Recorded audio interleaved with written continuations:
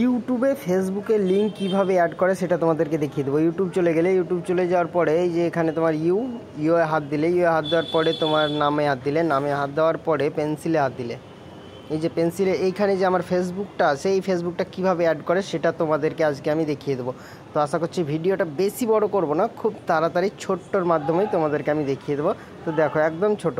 ফেসবুকে ঢোকার পরে তোমার এই লোগোতে হাত দিলা, লোগোতে হাত দেওয়ার পরে তোমার প্রোফাইলে হাত দিলা, প্রোফাইলে এই 3 ডটে ক্লিক করে, 3 ডটে ক্লিক করার পরে নিচে আসার পরে তোমার ফেসবুকের লিঙ্কটাকে কপি করে নিলা। ফেসবুকের লিঙ্কটাকে কপি করার পরে এখান থেকে তুমি ব্যাক হয়ে যাবা।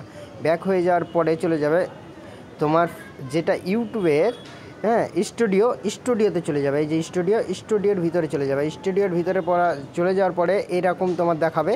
দেখার পরে তোমার উপরে যে লোগোটা আছে লোগোতে ক্লিক করবা।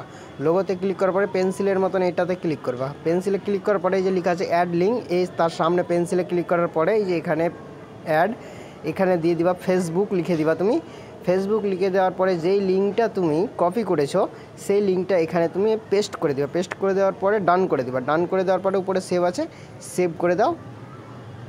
এবার এখানে সেভ করে দিলেই তোমার হয়ে গেল, তোমার ফেসবুকের লিঙ্ক ইউটিউবে অ্যাড হয়ে গেল। তো আশা করছি শেখাতে পেরেছি। ওকে, বাই।